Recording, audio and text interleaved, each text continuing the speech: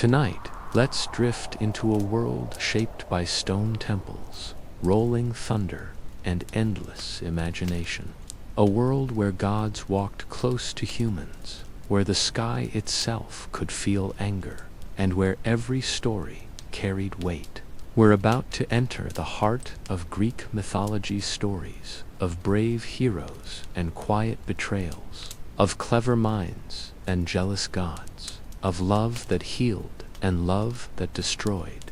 You'll move from the glowing heights of Mount Olympus to the deep shadows of the underworld, from peaceful shrines to violent wars and doomed romances. And we'll move slowly, gently, at a pace meant to keep you here, listening and slowly sinking into rest. So loosen your shoulders, breathe out, and let the noise of the day fade away. Now let your thoughts wander toward a dim, ancient world, a world still forming, still unsure of itself. Before gods had names, before humans took their first steps, before stories had heroes or villains, there was only chaos. But this wasn't chaos as we know it today. Not noise, not panic, not confusion. It was a deep, quiet nothing, a vast stillness. Imagine the silence before a story begins, the pause before the first word is spoken. That was chaos, not empty, but waiting. And from that waiting silence, something began to rise. The earth itself slowly took shape. She was the first to exist wide, strong, and steady. The poets called her Gaia. She was not a woman walking the land. She was the land, solid, patient, and full of promise.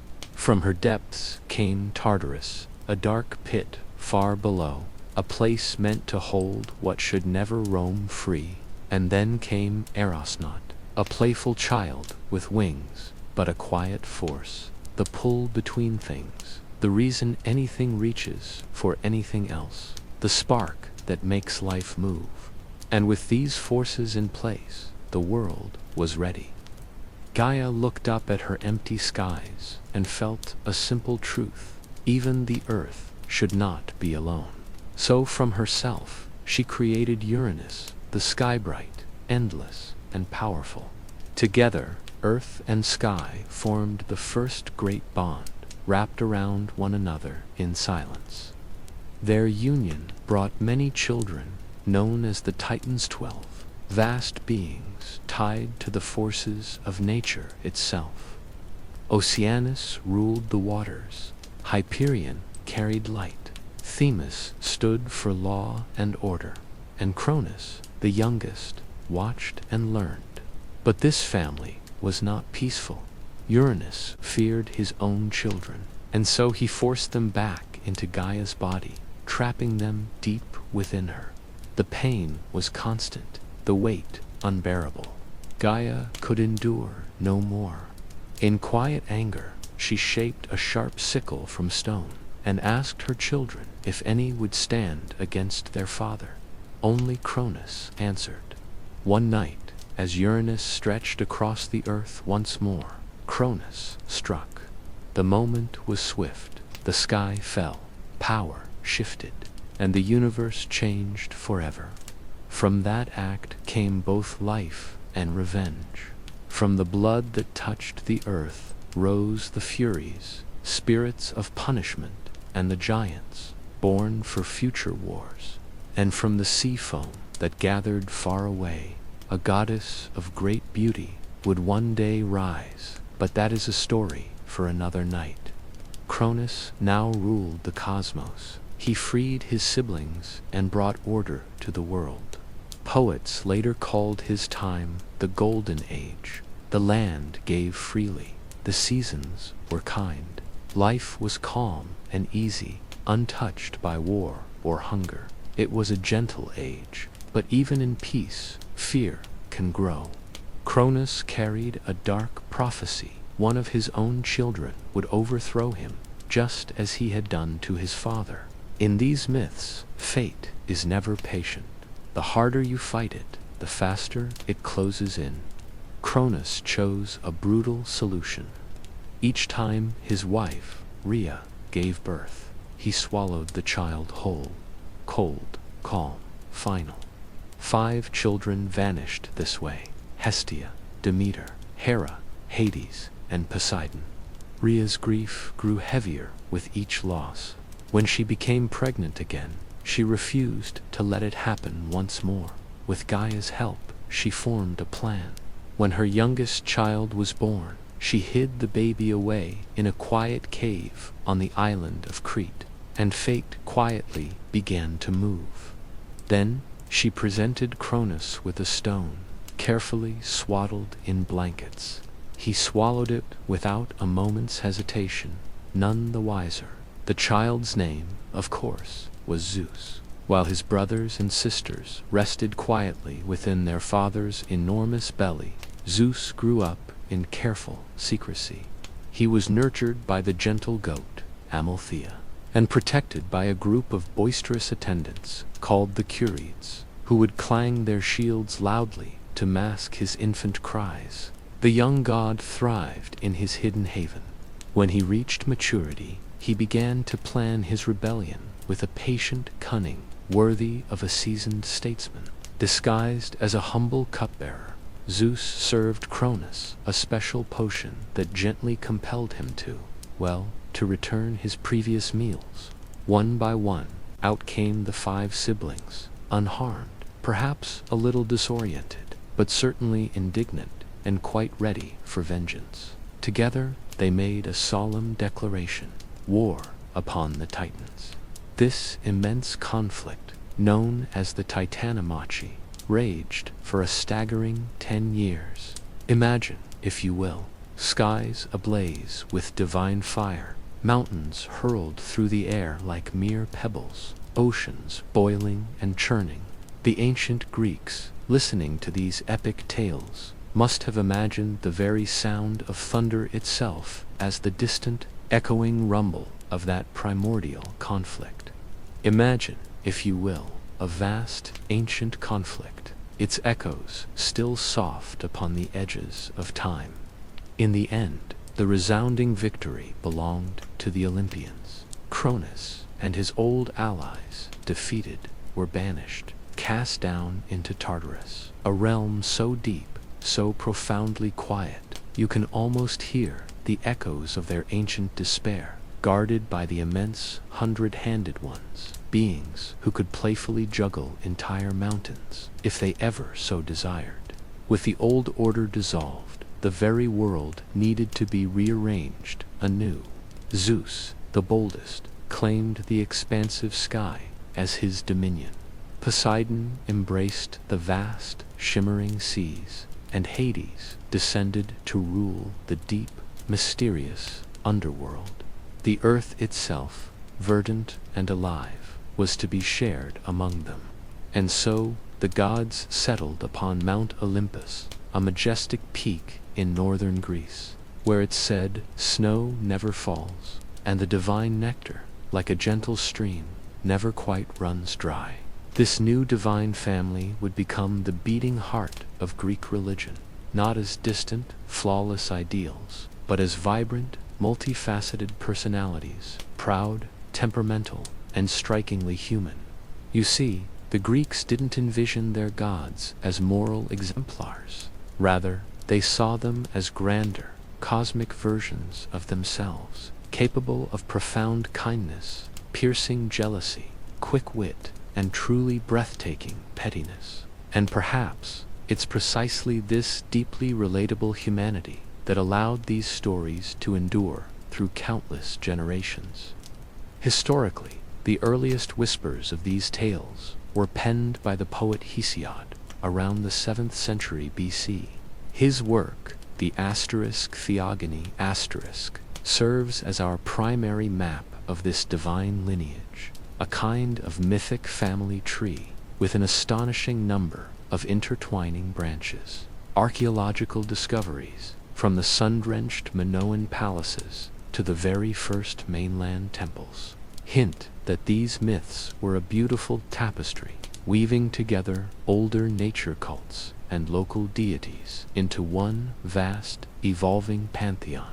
In this gentle way, myth wasn't rigid dogma, but a living dialogue, a way for the Greeks to make quiet sense of the ever-shifting world around them.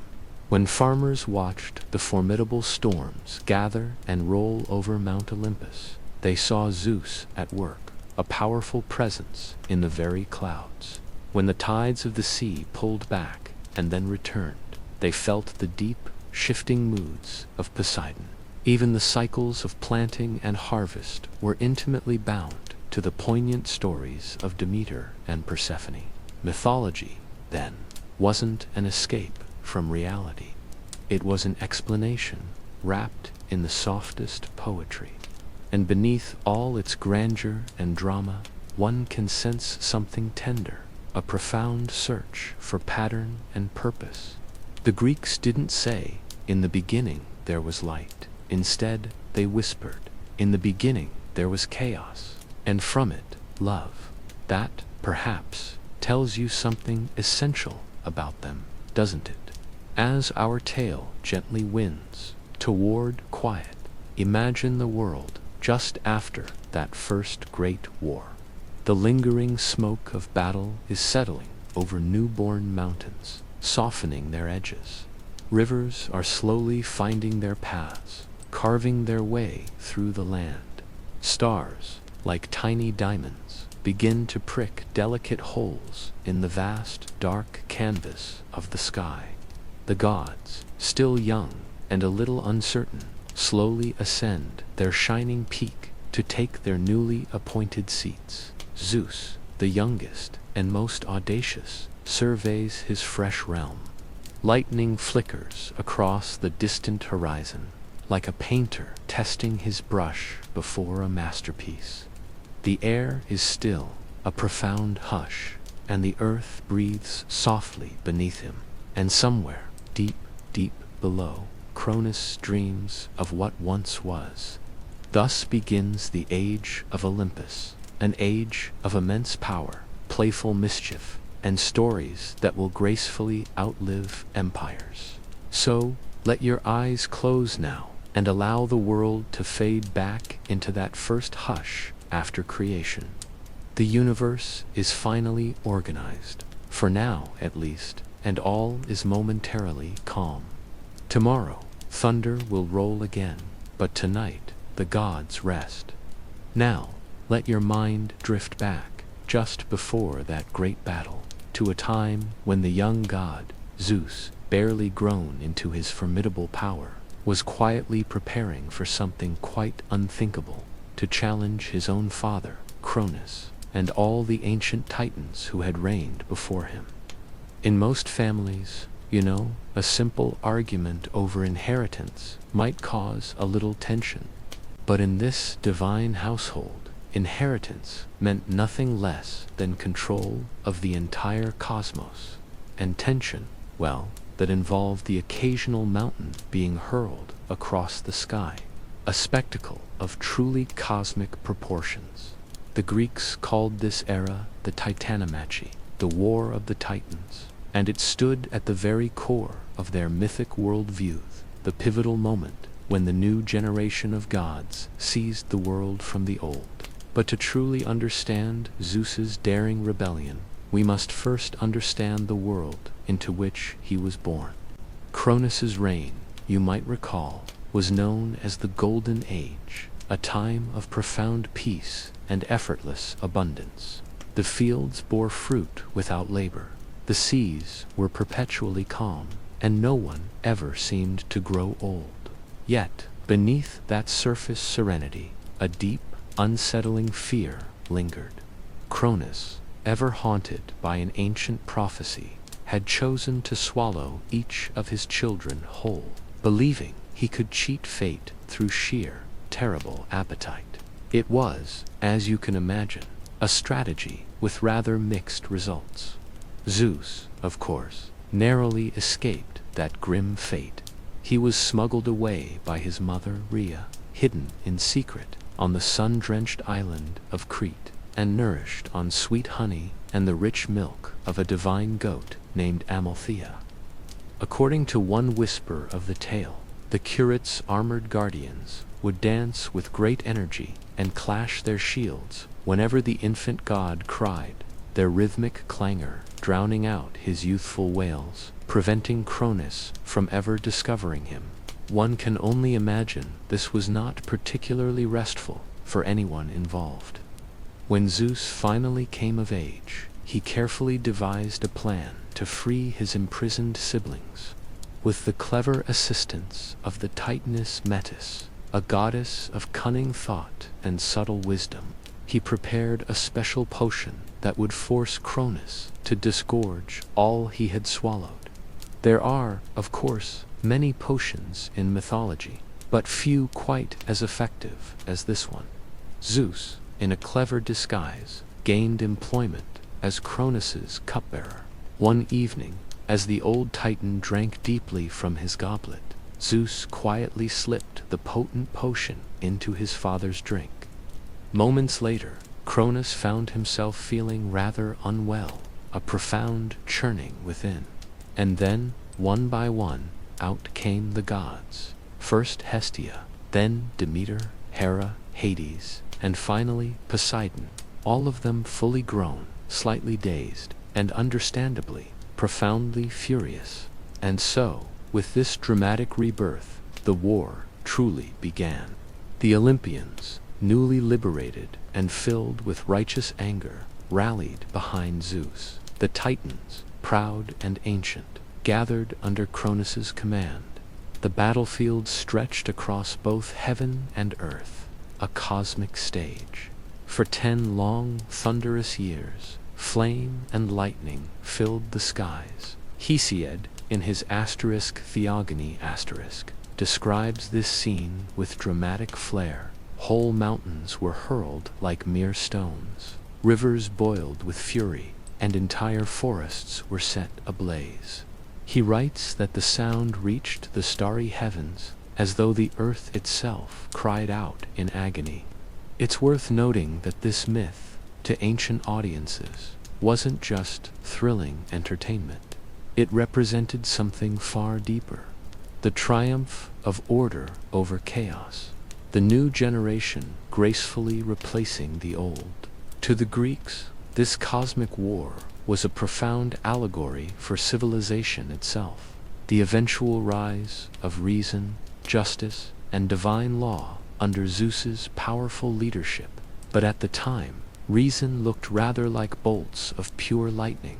Zeus's siblings each found their formidable roles amid the storm. Poseidon powerfully shook the seas. Hades commanded the deep, silent depths of the earth. And Hera, long before she became the majestic queen of Olympus, already proved herself formidably wise in council. There you recall how the gods' combined strength was truly formidable. Yet even then, it wasn't quite enough to truly overcome the Titans. These ancient beings, you see, were immensely powerful, woven into the very fabric of existence. Some held dominion over the distant, glittering stars. Others commanded the vast, restless seas. Among them, you might remember figures like Iapetus, the father of both Prometheus and Atlas, and Hyperion, who carried the sun's radiant light across the sky. And then there was Atlas himself, whose sheer power was the stuff of legends. It was whispered that with a mere swing of his arm, even the constellations in the night sky would tremble slightly. For what felt like an eternity, neither side could claim a decisive victory. The war stretched on, a test of divine endurance, a relentless stalemate that echoed through the cosmos. But Zeus, with his sharp, strategic mind, was never one to remain idle. He understood the need for a shift in power. So, you can imagine him descending, a determined figure, into the profound depths of Tartarus, that deep, echoing chasm where the very first children of Gaia had been imprisoned for so long. And there, in that ancient darkness, he freed the Cyclopes and the Hecatonchires. The Cyclopes, those formidable one-eyed smiths, masters of divine craftsmanship, were filled with a profound gratitude for their liberation. In a quiet, powerful act of allegiance, they began to forge magnificent weapons for the gods. For Poseidon, they crafted a mighty trident, imbued with the ocean's raw power. For Hades, a helmet that would shroud him in absolute invisibility, allowing him to move unseen. And for Zeus himself, they created the thunderbolt. It was a weapon unlike any other, the very first of its kind. Imagine lightning, captured, condensed, and now held, a pulsating force, in the hand of a god. The very instant he raised it, you could almost feel the delicate balance of power in the universe begin to tilt. With a rumbling shift, the Hecatonchires, those immense giants, each possessing 100 powerful hands, joined the Olympian side. You can almost hear the tremor as they began to hurl colossal rocks, the size of mountains, shaking the earth to its very core. Even the Titans, with all their ancient might, started to waver, their formidable defenses beginning to crumble under this new assault. At last, Zeus himself led the final, thunderous charge, with the heavens roaring and splitting open in a dazzling, blinding light. He struck Cronus down. You can envision him, with the other defeated Titans, being cast into the inescapable gloom of Tartarus. There, behind gates of solid bronze, they would be guarded forever by those 100-handed beings. Guardians so formidable you suspect they were not easily distracted from their eternal watch. When that cosmic storm finally subsided, the world fell into a profound quiet. The towering mountains stood still, majestic and unmoving. The vast seas ceased their tumultuous roiling, and the air, for the first time in countless ages, became clear, pristine, and calm. The age of the Titans, you understand, was truly over. You can picture Zeus and his siblings, bathed in the gentle light of a new dawn, ascending to Mount Olympus. This, they decided, would be their new home. It may not have been the tallest peak in the world, but for the Greeks, it was the most sacred, a place where the veil between worlds felt thinnest. From this majestic summit, they would now reign over both gods and mortals. Their rule, however, wouldn't be one of harsh tyranny, but rather one defined by the peculiar, intricate order that characterizes Greek mythoworld, where justice, mischief, and breathtaking beauty would somehow coexist in a delicate, often volatile, balance. The newly formed world, now quieted, was then divided amongst the three brothers. Zeus, as was fitting for the victor, claimed the vast, endless sky as his domain. Poseidon, with his powerful stride, took command of the deep blue seas, and Hades, with a quiet solemnity, descended to rule the shadowy underworld. The earth itself, that verdant realm of mortals and mountains, remained common ground, a shared space. It said, with a hint of cosmic irony, that they simply drew lots for these immense domains, a quiet testament that even gods, on occasion, leave momentous decisions to the whims of chance. With this cosmic division, a sense of stability, a profound stillness, returned to the universe. Yet, beneath the surface of this newfound order, subtle tensions still lingered. The Titans were defeated, yes, but their ancient legacy persisted, especially through their descendants. Among them were Prometheus, the eventual bringer of fire, and Atlas, eternally condemned to bear the weight of the heavens on his shoulders. The grand world of Zeus, for all its splendor, still carried the faint, lingering shadows of the age that had come before. When you look at ancient Greek art, you can often see this profound transition depicted through striking contrasts. Early vase painters, with their skilled hands, would portray the Titans as wild, incredibly muscular, almost primal forces of nature. In stark opposition, the Olympians would appear younger, more composed, draped in elegant, flowing robes. It was as if civilization itself had triumphed over brute, untamed nature, or at least that's what the artists wished to convey through their timeless works. Historically, one might even perceive in this grand myth a quiet reflection of significant cultural shifts, perhaps an echo of early Greek tribes triumphing over older pre-Hellenic traditions. Myths, after all, are never just simple stories. They are like deep, resonant echoes of real-world transitions, retold and refined until they become eternal, woven into the very fabric of human understanding. For Zeus, this momentous victory wasn't merely a triumph. It was also the solemn beginning of immense responsibility. He was now, undeniably, the king of both gods and men. And with that came the incredibly delicate task of keeping everyone in line. A challenge, you might know, if you've ever delved deeper into Greek mythology, would prove rather difficult in the long run. Still, on that very first calm night after the Titanomachy, as the cosmic dust settled, the heavens themselves seemed to glow with a quiet, profound satisfaction. The distant stars burned with a clearer, brighter light. The earth below lay utterly still, as if holding its breath, and Zeus, standing tall atop Olympus, gazed out upon the world he had so dramatically reshaped. He had avenged his mother, freed his siblings, and fulfilled the ancient prophecy that had haunted his father.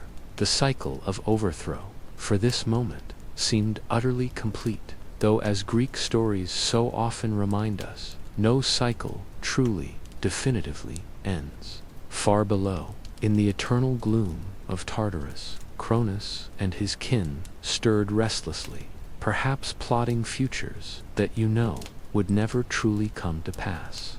And high above, in the golden, shimmering air of Olympus, the young gods quietly began their long reign that would eventually be filled with dramatic storms, joyful laughter, and more than a little scandal, as stories tell. But for now, in this pristine moment, all was wonderfully peaceful. The lightning's fierce glow had faded, the restless seas had calmed to a gentle murmur, and the first true order of the cosmos had been beautifully set. The Greeks, you can imagine, would tell this foundational story for centuries to come. Around flickering hearth fires and within grand marble halls, not just as a thrilling tale of war, but as a deep, comforting reassurance that even profound chaos could eventually be tamed. That power, at least for a while, could indeed bring forth harmony. So, let's gently leave Zeus there, his formidable thunderbolt resting quietly beside him. As soft clouds drift gently over the majestic peak of Mount Olympus, the stars above shimmer with a serene light, and the earth below breathes a quiet, contented sigh. For one timeless moment, the world, battered and beautifully reborn, lies utterly still. The vast sky has quieted. The gods have taken their rightful thrones, and this world, so freshly organized, is still young enough to sparkle with the gentle dew of new beginnings. Yet, as you look closer, something is still missing. The mountains are tall and grand. The rivers flow clear and bright. But there are no humans yet. No cities rise from the earth. No laughter echoes in the air. No smoke curls gently from a welcoming hearth just. The faint, shimmering whisper of immense potential. And into that profound, expectant silence, you see Prometheus step forth. Prometheus was indeed a Titan, one of that ancient, old generation. But he was markedly different from many of his colossal brothers. Where many titans were vast, often violent forces of nature, Prometheus was primarily a thinker. His very name, you discover, literally means forethought, and that suited his nature perfectly. He was remarkably clever, wonderfully cunning, and perhaps just a little too fond of bold ideas that tended to make other gods, especially Zeus, quite nervous. He and his brother, Epimetheus, whose name, incidentally, means afterthought, a rather telling contrast, were given a monumental task by Zeus himself to shape living creatures, to populate and fill this magnificent new world. Epimetheus, always the enthusiastic one, immediately set to work with a burst of creative energy. He meticulously crafted animals of every conceivable kind, some swift and agile, others powerfully strong, some well-armored for defense, and still others charmingly, delightfully useless. By the time he had finished his creative endeavor, the earth was bound. As the world began to fill, you might imagine the bustling energy. Yet one of the creators, Epimetheus, whose very name suggests an afterthought, had rather clumsily managed his precious gifts. He had, you see, given formidable claws to the swift lions, sturdy shells to the slow-moving turtles, graceful wings to the birds that soared, and thick, warming fur to the bears. When his brother, Prometheus, came to observe the progress, there was a quiet realization. No special attributes remained. Nothing was left for the very last creature on his grand list, humankind. "Don't you worry," Prometheus might have murmured, a soft assurance echoing across the nascent world. "We shall simply make them clever." And so he gently shaped humanity, crafting them in the very image of the gods themselves. You can picture them, standing upright, filled with an innate curiosity, and blessed with the delicate gift of reason. They were fragile, yes, compared to the powerful beasts, but their minds held a remarkable sharpness, a quiet spark. Prometheus gazed upon them and discerned something truly unique, something others overlooked, a boundless potential waiting to unfurl. Zeus, however, the king of all gods, found himself less than impressed. Humans were acceptable, perhaps, in modest numbers, but the thought of them growing too powerful was entirely out of the question.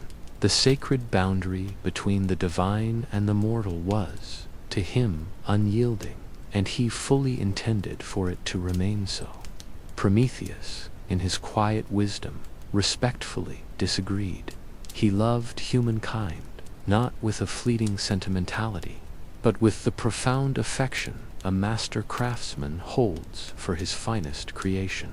He yearned for them to flourish, to truly thrive, and so, with a gentle patience, he began to impart the subtle secrets of early civilization. You can almost see him showing them how to carefully stack stones for shelter, how to gaze up at the silent stars and understand their measure, how to trace symbols in the soft dirt, giving meaning to their thoughts. He even demonstrated the way to yoke a sturdy animal to a simple plow and press seeds into the waiting earth, the quiet beginnings of agriculture, that slow, persistent miracle that would nourish all of history to come. Yet, one vital element was still missing, a profound lack in their fragile lives: fire.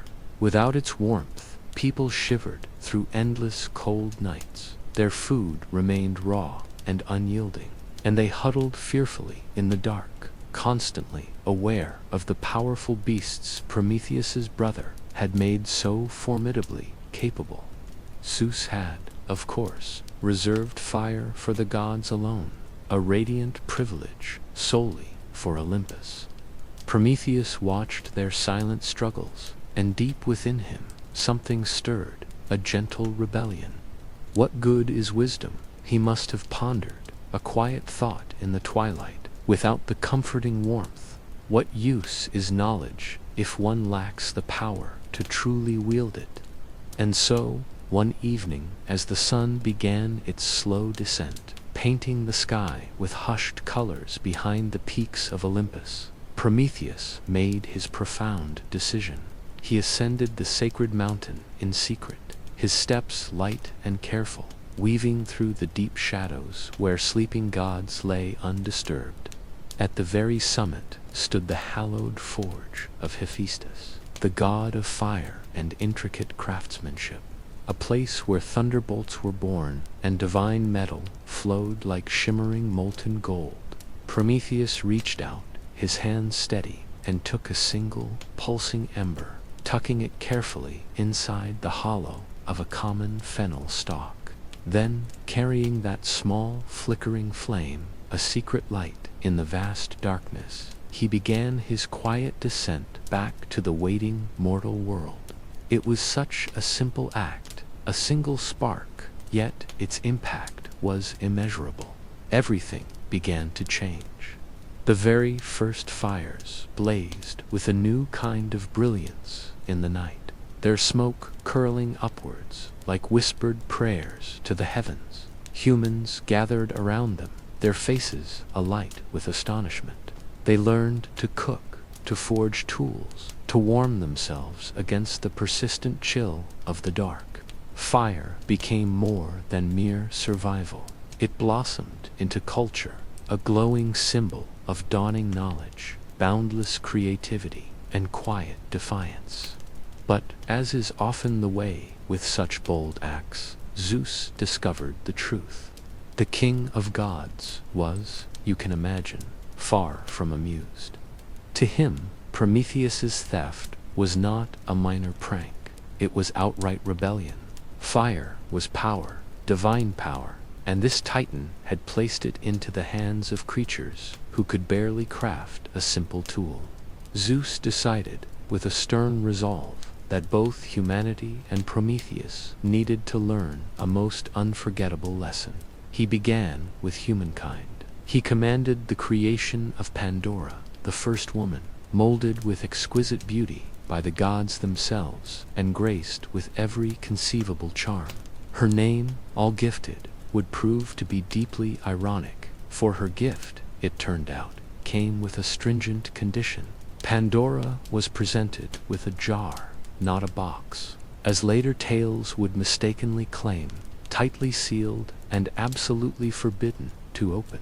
But, as you might expect, her natural curiosity ultimately prevailed. When she gently lifted the lid, out poured every conceivable sorrow that would ever afflict humankind. Sickness, burning jealousy, harsh famine, the slow creep of old age, and the crushing weight of despair. By the time she managed to close it, only hope remained inside, fragile and faintly flickering, yet undeniably alive. And so, humanity was burdened with both suffering and a resilient endurance, twin companions for the long journey ahead. As for Prometheus, Zeus's retribution was chillingly creative. The Titan was seized, his mighty form chained to a lonely, windswept cliff in the remote Caucasus Mountains, left exposed to the relentless elements. Every single day, an eagle, the proud emblem of Zeus himself, would descend from the vast sky and cruelly feast upon his liver. And every single night, his body would miraculously heal, only for the agonizing cycle to begin anew at dawn. It was not death Zeus desired, but an unending, living example of his authority.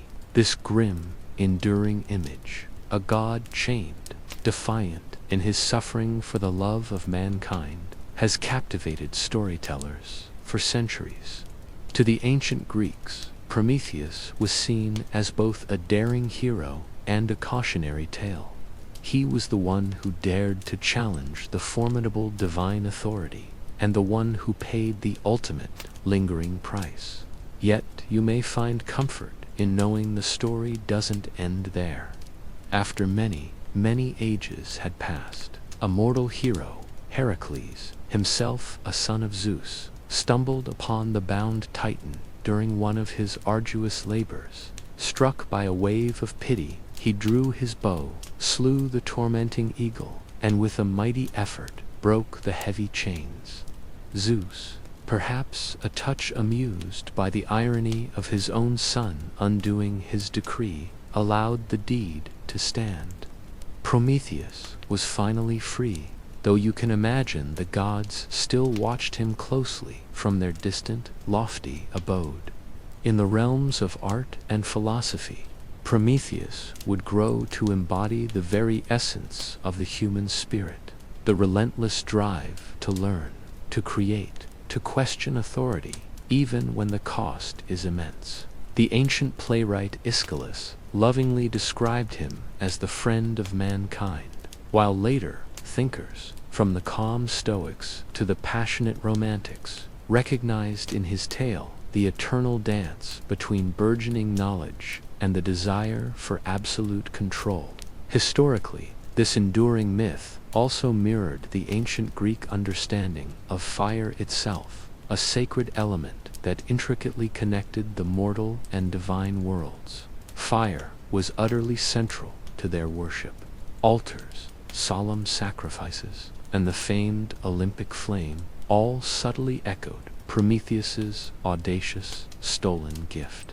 It symbolized life, certainly, but also inherent danger, a gentle reminder that what empowers humanity can, with equal measure, destroy it. Even today, the echoes of this story linger wherever invention bravely meets rebellion. The tiny spark of electricity, the quiet flicker of a match, the soft glow of a screen in the darkness, all are, in a way, descendants of that single, stolen ember. Every time you bring light into a dark space, in defiance of what was once an unyielding void, you subtly echo Prometheus's quiet act of courage. And if you listen very closely, letting your thoughts drift, you can almost imagine him still there, not bound, but watching from the high mountains, perhaps a little amused that the fire he gifted has, truly, never gone out. The ancient poets, you see, often liked to end his tale with a touch of gentle melancholy. They suggested Zeus eventually forgave him, though one might suspect forgave is a soft word for what truly transpired. And so, the profound shift was complete. A fragile equilibrium had settled, yet the boundary separating mortal from divine had been irrevocably altered. Humanity now possessed its own brilliant light, but it came with an undeniable cost. As the hush of night deepens around you, let your mind drift to that very first human flame. Picture its gentle glow dancing on a rough cave wall, shadows swaying like newly born myths. You can almost feel the people gathered close, drawing warmth, completely unaware that their modest fire is a perfect echo, a spark stolen from the very heavens. Somewhere above, Prometheus perhaps allows himself a pained smile. For a rare moment, the mighty gods are quiet, and the flame continues to burn, delicate, luminous, timeless. But this quiet could not last. A restless stirring began among the Olympians. Prometheus, as you recall, had defied them, snatching fire and bestowing it upon humankind. A singular spark, yet one that ignited a profound transformation in the world's destiny. And as you might well imagine, Zeus, the sovereign of all gods, was far from pleased. Seated upon his majestic throne, framed by wisps of cloud, high atop Mount Olympus, he held little fondness for rebellion. He preferred his dominion unchallenged, his formidable lightning bolts always gleaming, and his grand Olympian feasts free from any hint of defiance. As he gazed down and witnessed the nascent fires of mankind beginning to spread across the expansive plains, seeing columns of smoke where only shadows should have been, a silent, weighty promise formed within him. Asterisk, they will certainly learn their rightful place. Asterisk, Zeus's retribution, as was often his way, carried a profound poetic elegance. He did not unleash devastating storms or widespread plagues. He chose not to flatten cities with a single gesture. Instead, he conceived something deceptively tender, a marvel so exquisitely beautiful that no mortal, and indeed no god, could resist a second glance. He commanded Hephaestus, the divine artisan, to craft the very first woman. Not a goddess, not a fleeting nymph, but an entirely new kind of being, mortal, yet utterly captivating. Hephaestus shaped her from rich clay, imbuing her with the same meticulous care he usually reserved for forging Zeus's mighty thunderbolts. When her creation was complete, she was flawless, so alive that even the very air around her seemed to hold its breath in admiration. Then the other gods each approached, eager to bestow their unique gifts upon her. Aphrodite, the goddess of love, granted her a beauty so potent it could unravel logic itself. Athena, the wise one, endowed her with extraordinary manual skill and a keen, intelligent mind. Hermes, the messenger, blessed her with a silvery, persuasive tongue, brimming with charm, wit, and a playful touch of mischief. And finally, from the Graces and the Hours, came adornments, exquisite clothing, shimmering golden jewelry, and an inherent elegance in every movement. They christened her Pandora, a name that fittingly meant all gifted, and just as crucially, they presented her with a large clay jar, not a wooden box, as some later stories have mistakenly recounted. The ancient Greeks used the word asterisk, pithos, asterisk, describing a substantial vessel typically used for storing precious grain or fine wine, or, in more unfortunate circumstances, keeping curses contained. Zeus himself handed her this jar, its lid sealed tightly, and gravely instructed her that it must never, under any circumstances, be opened. The reason, he explained with that persuasive divine authority, was that it held blessings intended for humankind, and opening it prematurely would undoubtedly ruin everything. Now, if you are at all familiar with the rich tapestry of Greek mythology, you can probably anticipate where this narrative is gently leading us.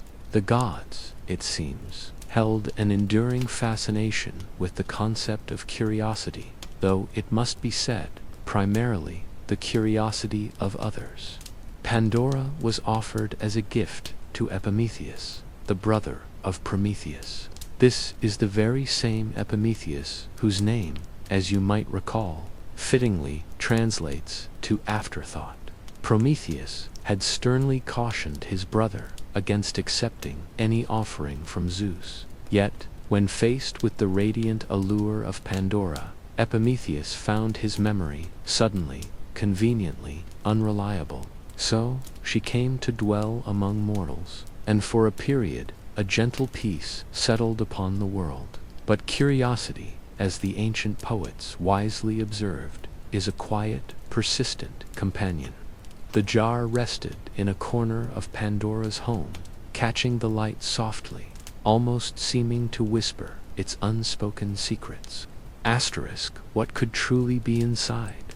Asterisk, she wondered. Asterisk, treasures, melodies, perhaps all the blessings of the gods. Asterisk, days turned into weeks, and then, one afternoon, as the air hung still and the hearth fire glowed low, Pandora slowly approached the mysterious vessel. She reached out and touched its cool clay lid, then paused, listening intently. Nothing stirred within. Asterisk, just a quick peek. Asterisk, she reasoned with herself. Asterisk, surely, nothing could possibly happen if I simply looked. Asterisk, with a soft, almost imperceptible breath, she lifted the lid, and in that instant, the world irrevocably transformed. From From the jar poured forth everything Zeus had meticulously hidden there. Not blessings, but an outpouring of calamities. Out came disease, spreading silently like tendrils of smoke. Envy fluttered forth on unseen, green-tinged wings. Hunger, gaunt and seemingly endless, escaped. Pride, greed, wrath, and deep despair, each a distinct spirit, shrieking as they spiraled into the world of men. They scattered like dark, swirling petals caught in a sudden wind, each finding its own place to take root within human life. Pandora screamed, frantically attempting to force the lid shut, but it was far too late. The jar had almost completely emptied. She sank to her knees, overwhelmed by horror, listening as the dreadful echoes began to fade. But then, a faint sound, a gentle flutter, like a small bird trapped within. She opened the lid once more, this time with cautious, trembling hands, and out emerged Elpis Hope. The poets, in their wisdom, offered differing accounts of what transpired next. Some suggest that Hope escaped, soaring on delicate wings into the hearts of humankind, the single, tender mercy Zeus permitted. Others contend that it remained, forever trapped within the jar, a cruel jest, always just out of reach. Regardless, from that pivotal moment onward, the world was never again the same. Humans now knew suffering. They aged, they wept, and they struggled. And yet, paradoxically, they also dreamed, they built, and they endured. For the ancient Greeks, this narrative was not merely a tale of divine retribution. It served as a profound explanation, an ancient answer to that enduring question. Why must life be filled with hurt? You see, the Greeks did not envision a perfect world tragically undone by a single transgression. Their myths were not concerned with a lost innocence, but rather with a profound balance being restored. The world under Prometheus's fire alone had been perhaps too simple, too brightly lit. Zeus, in his stern wisdom, believed that struggle imbued life with meaning. Without hardship, mortals might grow heedless. Without a touch of fear, they might eventually forget the very gods who governed their existence. In the gentle, circular logic of myth, suffering became a kind of necessity, and hope, that delicate flutter, emerged as the only force strong enough to live alongside it. Let us now pause here, allowing a moment for quiet contemplation. The story of Pandora has been recounted for thousands of years, yet often with less compassion than it truly merits. Later, poets frequently portrayed her as naive, vain, or simply foolish, the unwitting harbinger of ruin. But in Hesiod's earliest rendition, she is a far more intricate figure, not inherently wicked, not even curious by personal choice, but rather designed precisely that way. A being of captivating beauty and inherent danger, meticulously fashioned to test the very resolve of humankind. In this profound sense, Pandora is not truly the villain of the tale. She is, instead, a mirror reflecting back the complexities of the human condition. Historically, this myth subtly echoes ancient Greek perspectives on women and the inescapable hand of fate. In Hesiod's era, women, you see, some gifts, though they promise life, also carry the weight of temptation and the unpredictable currents of change. The ancient tale of Pandora beautifully captures this delicate balance, transforming a divine creation into a profound lesson about human nature. Over countless generations, Pandora herself evolved in meaning, becoming more than just a figure in a story. She became a symbol of our innate human curiosity, that deep-seated need to explore and understand. Even when we instinctively know that every piece of knowledge, Every new discovery often comes with its own hidden cost. Isn't that truly the very essence woven into the fabric of all myths? The discovery of fire brings the warmth of civilization, yet also the harshness of punishment. A moment of curiosity, the opening of a simple jar, can unleash sorrow into the world. But always, always, something precious remains. When patient archaeologists carefully unearthed ancient Greek storage jars, they found them adorned not just with images of grand battles or legendary heroes, but with scenes of quiet, everyday life. You might see women baking bread, their hands dusted with flour, or weaving intricate patterns, or simply lighting lamps as dusk falls. In these very human, very simple acts, you can almost feel the faint echo of Pandora's story, a world where the generosity of divine gifts and the quiet weight of mortal burdens are forever intertwined. Some thoughtful philosophers even suggested that the presence of hope remaining safely within the jar was a final act of kindness from the gods themselves, a gentle understanding that even when faced with the deepest suffering, you, as a human, would always look ahead, always carry the quiet expectation that tomorrow might bring something better. The Greeks called this feeling elpis, a profound kind of faith that the story, your story, is never truly finished. In the art of those distant times, Pandora was often depicted standing beside her jar, her head bowed in contemplation, a soft, ethereal light gently spilling out. It was a moment captured in time, both terribly profound and exquisitely beautiful. The raw, unfiltered pain of the world, held momentarily in her hands. And perhaps this is why her story has endured, whispering through the centuries, not because it seeks to blame her, but because it so deeply understands her. You see, we all, at some point in our lives, lift the lid. We all feel that irresistible pull to peer beyond the warning, to know what lies hidden.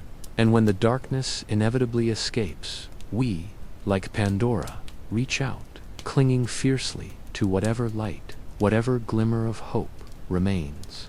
So tonight, as you settle deeper, gently picture her there, standing by that jar. The very air around her feels thick with the first sorrows ever known to the world. The fields stretch out, hushed and quiet beneath the vast sky. Even the gods on high seem to hold their breath, watching. But in her trembling hands, you can see it. A soft, persistent light begins to glow. It is the last thing left, that precious, quiet hope. She cups it ever so gently, shielding its delicate flame from the gathering wind.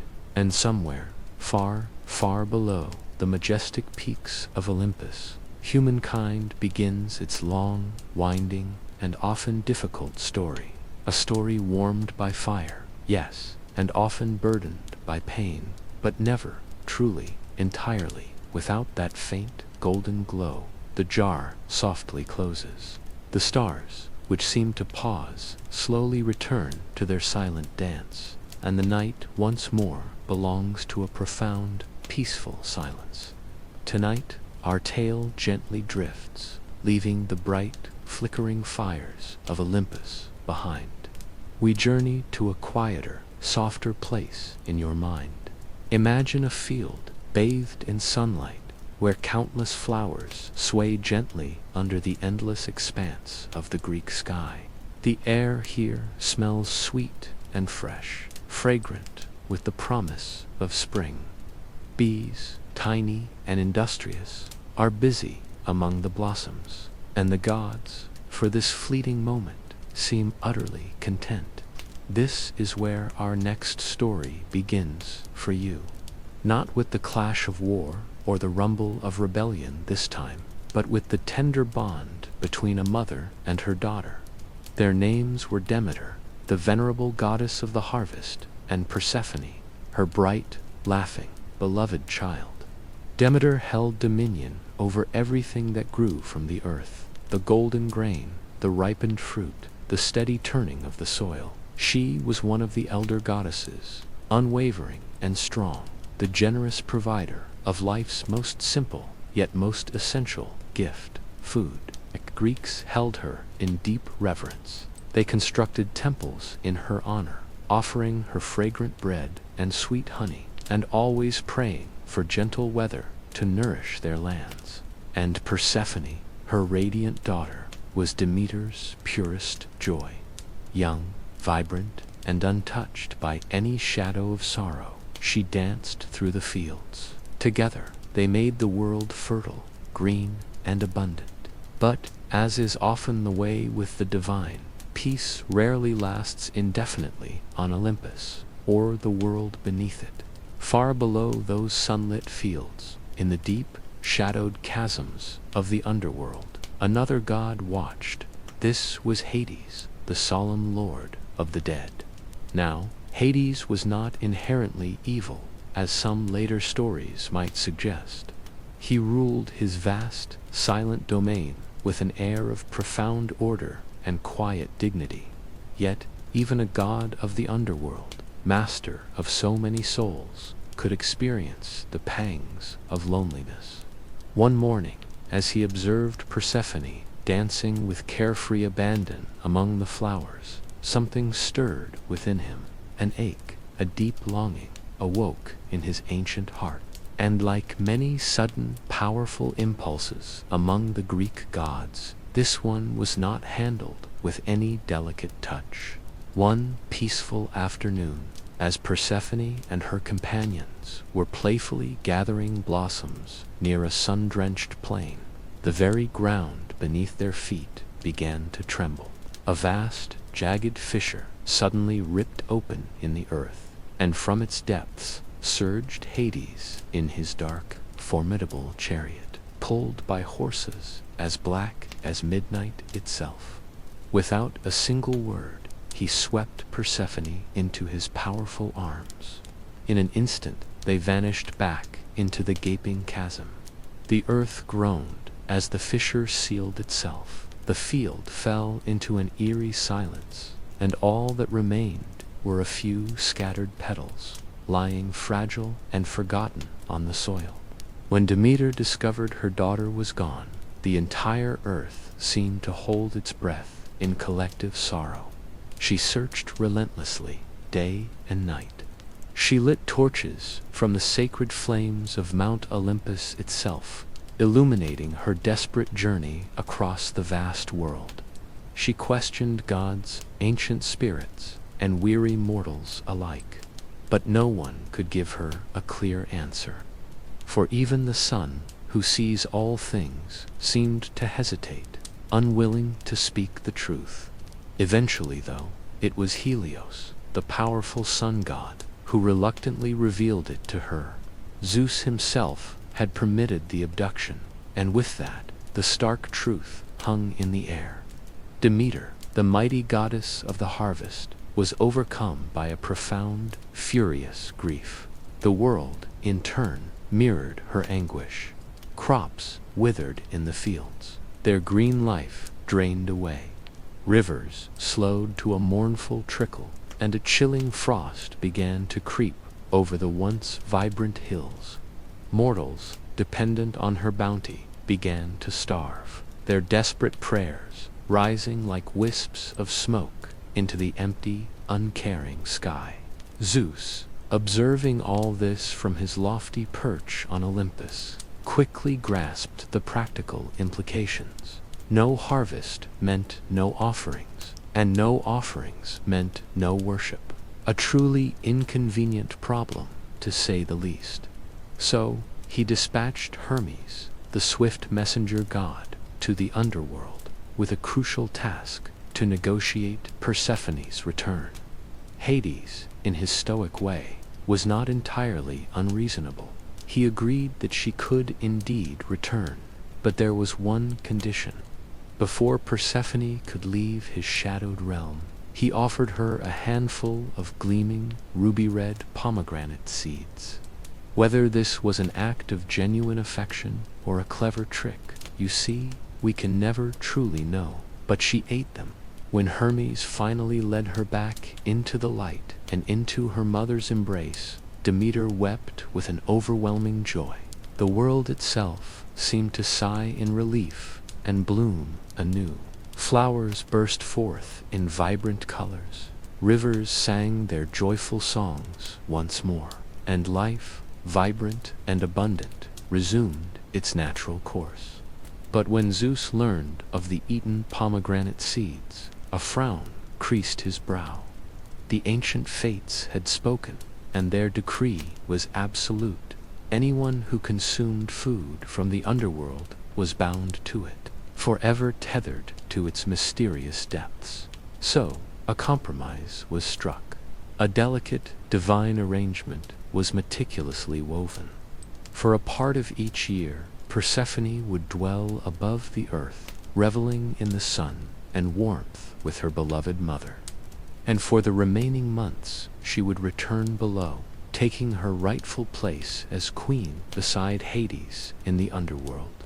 And thus, the ancient Greeks explained the changing of the seasons. When Persephone ascends to be with her mother, the world blossoms with the vibrant life of spring and the warmth of summer.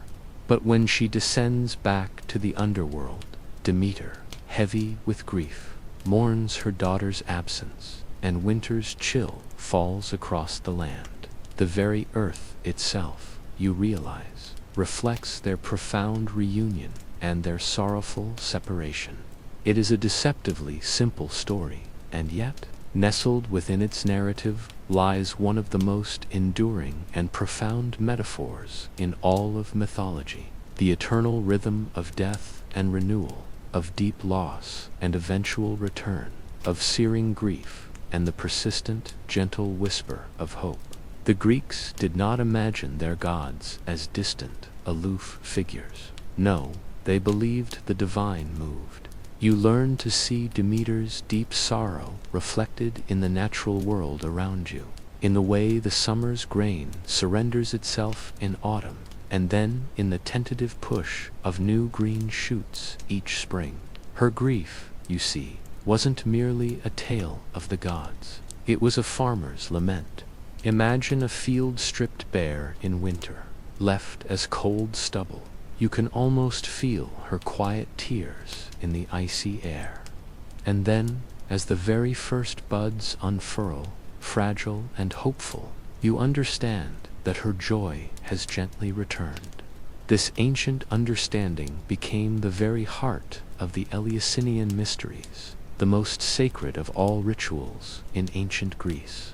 These profoundly secret ceremonies, held quietly near the city of Eleusis, just beyond the bustling streets of Athens, honored both Demeter and Persephone. They celebrated a profound promise, the assurance of life continuing even after death.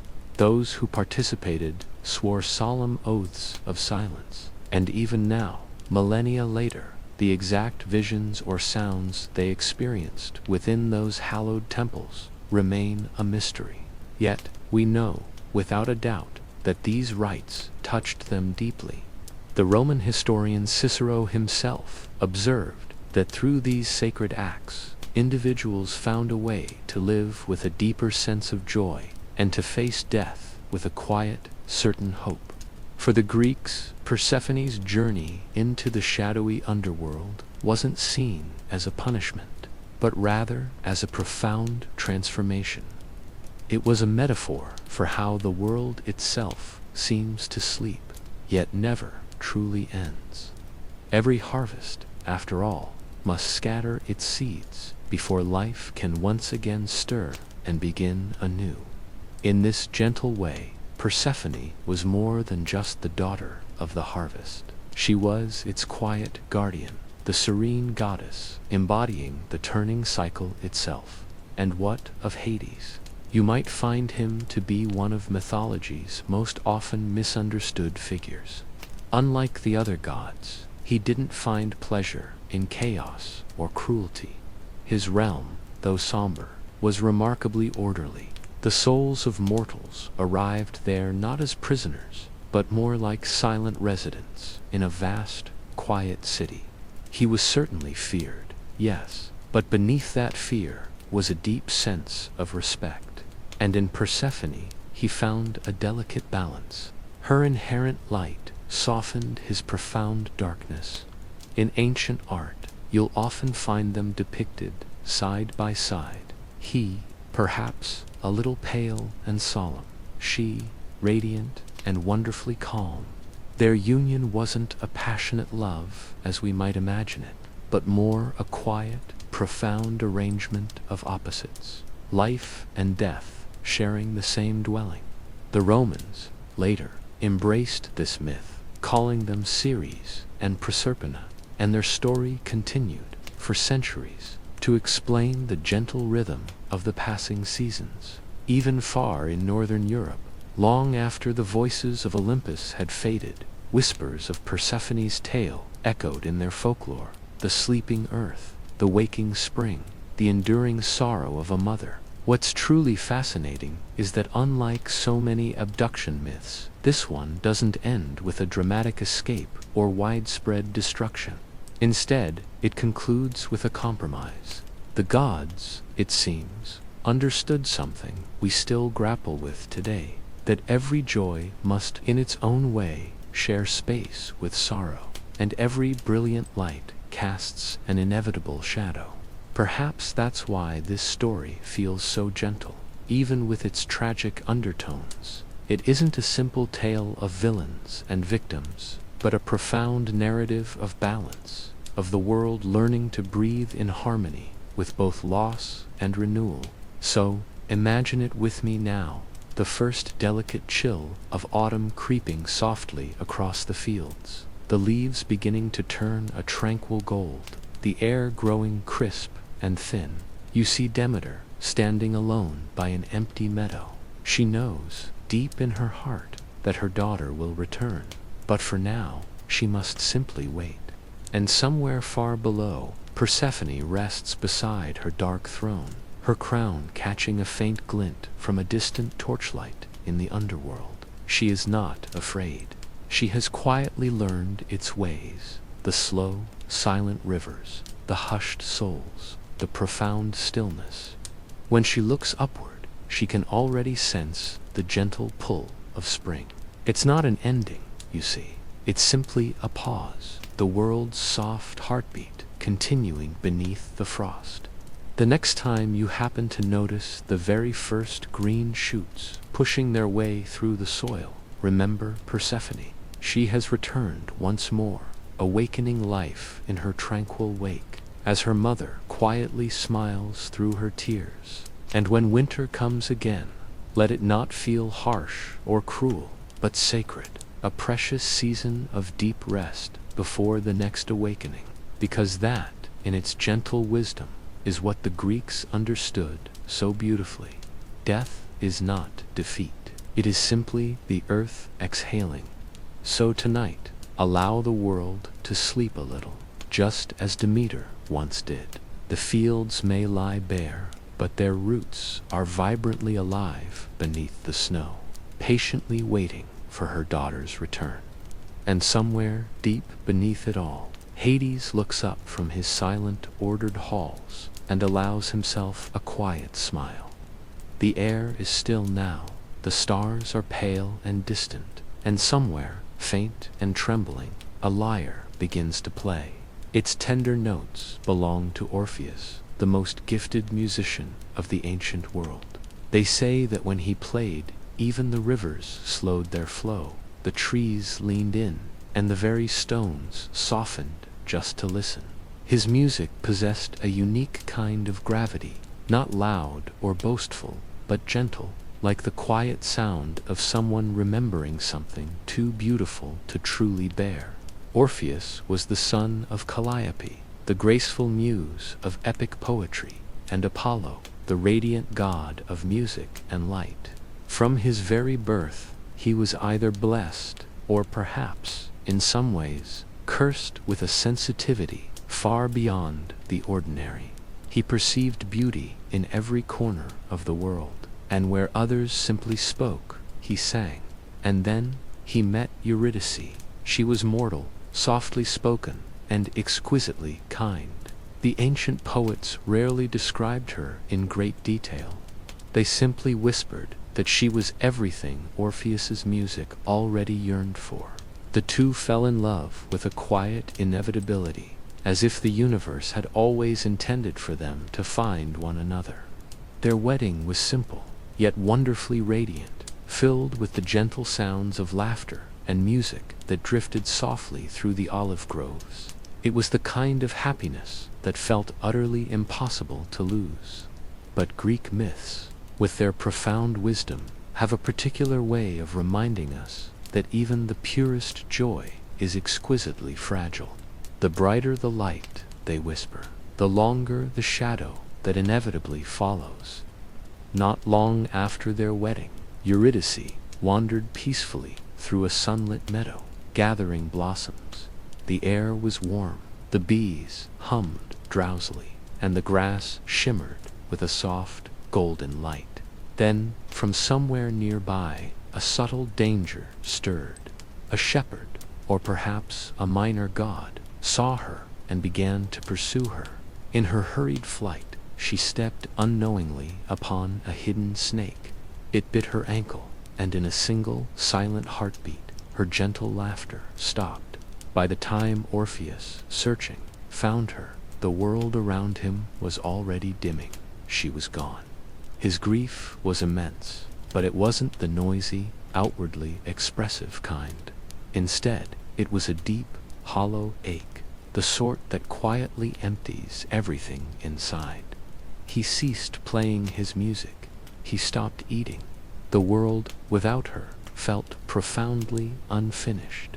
And then, one quiet morning, he rose with a calm, unwavering resolve, and decided to do what no living man had ever willingly undertaken. He began to walk towards the underworld. He carried no sword for protection, only his lyre. The journey was feel the air grow cooler, heavier, as you follow a long, winding path deep into the earth. This is where the world of the living ends, and the realm of the departed begins, a place of hushed shadows and the soft murmuring of unseen rivers. You approach the dark waters, where Charon, the silent boatman, pauses, his gaze resting on you. Living souls rarely trespass here. But then Orpheus lifts his lyre, and a single note drifts through the stillness, as delicate as a breath. The oars, as if compelled by an unseen current, begin to move. Even the stillness of death seems to hold its own breath, listening. You cross the Styx. Ahead, Cerberus, the mighty three-headed guardian, snarls, his chains rattling with restless energy. Yet, as Orpheus's melody begins to weave its spell, the great beast's heads slowly lower, its multiple tails settling into a quiet wonder. And so, you witness him standing before Hades and Persephone, the silent rulers of this solemn kingdom. His eyes hold a profound sorrow, yet his hands remain steady on his instrument. He does not plead or negotiate, he simply plays. The song pours out the story of everything, the sunlight catching in Eurydice's hair, the echo of laughter beneath sun-drenched olive trees, and then the dreadful, sudden quiet that followed. He plays of love, of aching grief, of a longing so deep it encompasses the very weight of losing someone who still feels so close. The entire underworld listens. Even the formidable Furies find tears tracing paths down their ancient faces as the final note gently fades away. Hades sits unmoving, a statue of eternal power, but Persephone, his queen, whose heart knows the entwined threads of both love and loss, leans forward. She speaks to her husband, her voice a soft murmur in the vast silence. For the first time in an eternity, Hades hesitates, a flicker of something in his ancient eyes, and then, a slow nod. Eurydice will be returned to the world of the living. But there is a condition, a test of faith that feels simple, yet holds the subtle cruelty of the gods. Orpheus must walk ahead, leading the way, and Eurydice must follow behind him. He cannot, under any circumstance, look back at her, not until both of them have emerged fully into the warm embrace of the sun. If his gaze turns even once, she will be lost to him forever. It sounds so straightforward, does it not? Yet you understand, the gods delight in their small, intricate trials. And so, the long, arduous climb begins. Orpheus leads, his footsteps echoing softly in the dark, a faint rhythm for the barely audible footsteps you imagine following behind. The path spirals endlessly upward, through shadows so profound they seem to swallow every sound, every whisper of hope. He cannot see her, cannot hear her gentle presence, cannot reach back to grasp her hand. He repeats to himself that she is there, that each subtle shift in the air must mean she is still walking behind him. But as they ascend, the silence grows heavier, pressing in. A tiny, insidious whisper begins to form in his mind. Asterisk, is she truly there? Or has Hades perhaps woven a deception? Asterisk, he yearns so desperately to believe, and yet doubt, that tiny, terrible voice, begins to softly prod at the edges of his certainty. After what feels like an eternity in that suffocating darkness, a faint, shimmering light appears in the distance, a promise of the world above. He moves closer and closer still, until the air begins to warm, and he can almost catch the sweet scent of fresh grass. And then, in that moment, it happens. He turns. Perhaps it was a sudden, uncontrollable instinct, a primal urge. Perhaps he simply longed to see her smile, bathed in the gentle daylight, just one more time. But he turns, and there she is, her arm reaching out towards him, her eyes shining with profound love and understanding, a soft forgiveness. And then, in an instant, she is gone, vanishing back into the deep, endless dark. Her final ethereal whisper seems to echo through the long tunnel, like the fading breath of a beautiful dream. Orpheus reaches out, but his hands close on nothing but cold air. The sacred rule has been broken, and this time, even the enchanting power of his music cannot persuade the gods to undo what has been done. He steps into the sunlight, utterly alone. For the remainder of his days, you see him wandering the earth, singing melodies so poignant, so steeped in sorrow, that no one could truly bear to hear them. Songs that could move mountains to bow and birds to weep. Some tales tell of him shunning all human company, choosing to live amongst the ancient trees, speaking only to the wind that rustled through the leaves. Others suggest he found a quiet peace in the end, that his extraordinary music ascended to join the stars themselves, still softly playing for Eurydice somewhere in the tranquil expanse between worlds. It is a story heavy with sorrow, yes, but it is also a tragedy of the gentlest kind.